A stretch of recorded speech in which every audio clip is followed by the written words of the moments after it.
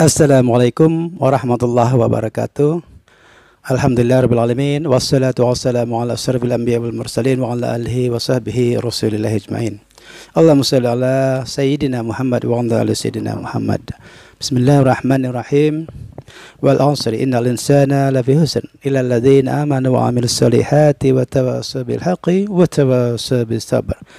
Para pemirsa sahabat terindah semuanya, channel terindah Surya Dinar pada video kali ini khusus mengenai HUT RI ke-77 atau Dirgahayu Republik Indonesia ke-77.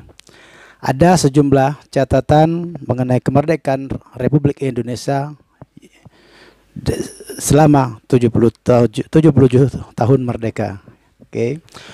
Untuk usia sebuah negara, umur 77 tahun itu masih tergolong usia yang remaja, di mana sebagaimana kita ketahui bahwa di usia remaja itulah, jika dibandingkan, dianalogikan dengan seorang anak itu masih lasak-lasaknya, masih temperamennya masih tinggi, masih suka berkelahi dan suka untuk menonjolkan kekuatannya masing-masing. Dan di usia 77 tahun ini atau usia remaja sebuah negara ini memerlukan suatu konsentrasi yang sangat tinggi dan membutuhkan bimbingan daripada orang-orang tua sehingga bisa membawa remaja-remaja ini menjadi lebih bijaksana ke depannya lagi. Di usia 77 tahun ini atau di usia remaja sebuah negara ini, kita sebagai bangsa Republik Indonesia ini harus berhati-hati dalam langkah ke depannya. Karena kita mempunyai pengalaman yang sangat luar biasa dari zaman semenjak kita masih dijajah dulu. Merdeka pada 17 Agustus 1945, di mana kemerdekaan di awal itu dipimpin oleh Pak Presiden Soekarno selama 20 tahun. Beliau atau pemerintahan beliau menerapkan sebuah demokrasi, yaitu demokrasi terpimpin, yang dimana kebebasan masyarakat untuk berdemokrasi tentu tidak bisa sebebas orang atau sebebas negara yang benar-benar demokrasi. Dia memimpin negeri ini, bahkan dia bebas ketika itu dengan dekret presidennya membubarkan konstituante. Dan akhir pemerintahannya bahkan Pak Soekarno melalui simpatisannya, dukungan rakyatnya yang sangat luar biasa besar, mengangkat beliau sebagai presiden seumur hidup. Jadi dengan 20 tahun di awal kemerdekaan, demokrasi kita demokrasi terpimpin, artinya tidak benar-benar demokratis. Kemudian memasuki periode kedua setelah lengsernya atau tragedinya Pak Soekarno turun dari pemerintahan, dipimpin oleh demokrasi Pancasila, yang sebagaimana kita ketahui di sana ada Pak Soeharto yang memimpin negara ini lebih kurang selama 32 tahun, yang cukup luar biasa kekuasaannya dan cukup luar biasa kekuatannya, dan beliau memfokuskan diri untuk membangun infrastruktur NKRI dari Sabang sampai Merauke. Sebagaimana kita ketahui, ketika di demokrasi terpimpin, pembangunan tentu tidak bisa merata karena perkelahian di antara anak bangsa masih sering terjadi. Kemudian dilanjutkan oleh demokrasi Pancasila oleh Pak Soeharto, juga masih ada sisa-sisa perkelahian anak bangsa yang belum selesai. Sehingga dengan kekuatan yang dimiliki oleh Pak Soeharto menerapkan demokrasi terpimpin yang otorian, yang dimana para kekuasaannya dilaksanakan dengan cara membungkam setiap ekspresi yang ada, setiap demonstrasi yang ada, dan akhirnya memang tercipta suatu kedamaian. Tetapi otoritarianisme berkembang di negeri kita saat itu. Ternyata wujud daripada hasil daripada suatu demokrasi yang dipaksakan oleh pemerintahan ini, artinya terjadi pembungkaman terhadap negeri ini, terhadap anak bangsa ini, sehingga seperti halnya sebuah bisul yang telah tua, akhirnya ujung-ujungnya demokrasi Pancasila yang lebih cenderung kepada militeristik itu akhirnya pecah juga pada 1998 dengan tercetusnya reformasi di seantero negeri ini. Reformasi berkeinginan untuk menyebarluaskan, menyuburkan demokratisasi di negeri kita ini. Akan tetapi ketika reformasi mulai bergulir di negeri ini, kita tak berhasil menghapuskan sisa-sisa otoritarisme di masa yang lalu, sehingga akhirnya dia carry over kepada suatu rezim di pemerintahan yang telah dinyatakan reformis ini.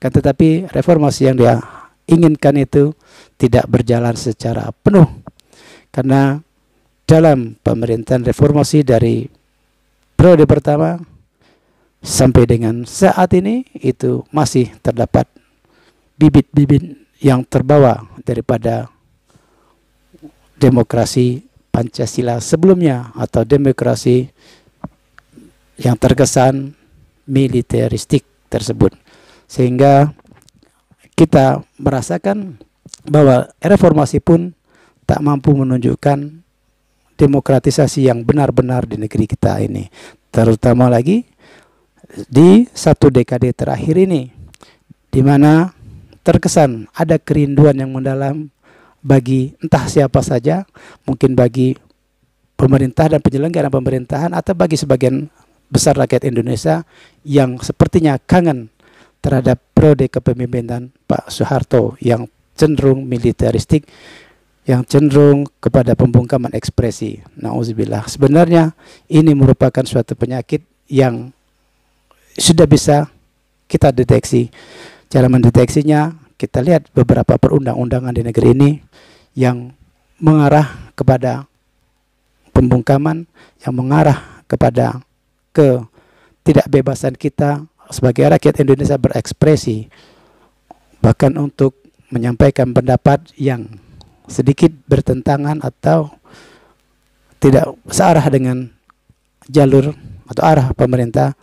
Kita saat ini sudah merasa takut, karena memang kemungkinan itu telah terjadi melalui media-media massa. Kita lihat sejumlah penangkapan-penangkapan dengan alasan melanggar undang-undang dan lain sebagainya. Kan tetapi jika 10 tahun terakhir ini atau satu dekade terakhir ini negeri kita mengarah kepada suatu bentuk kangen kita terhadap pemerintahan Pak Soeharto dulu, ini mari kita sama-sama arahkan kembali, karena usia 77 tahun itu sebagai sebuah negara adalah usia yang remaja. Jadi remaja yang masih berpikiran labil itu, mari kita sama-sama arahkan. Kita mengkhawatirkan kalau seandainya kita kembali ke suatu masa di mana kita tidak bebas berekspresi, di mana kita takut untuk menyatakan pendapat, akhirnya akan terjadilah pembungkaman-pembungkaman seperti masa lalu. Untuk itu, melalui video ini, melalui channel terindah ini, saya mengajak kita semua untuk mengintrospeksi diri, karena 77 tahun usia sebuah negara itu masih remaja, artinya kita masih labil, dan mari kita arahkan, kita kembali kepada arah demokrasi yang telah kita lakukan, yang telah kita jalankan selama ini, yang benar-benar demokrasi tanpa ada alasan, tanpa ada tedeng aling-aling lain sebagainya, meskipun melalui perundang-undangan yang diresmikan oleh DPR dan pemerintah. Karena jika ini terus dibiarkan, kita akan terjadi pembungkaman-pembungkaman, dan dikhawatirkan nanti ketika usia kemerdekaan kita mencapai 100 atau mungkin tidak mencapai 100, kita akan kembali sibuk lagi, kita akan kembali berkelahi lagi di antara sesama anak bangsa. Nauzubillah, semua nauzubillah. Semoga ini kita tidak terjadi.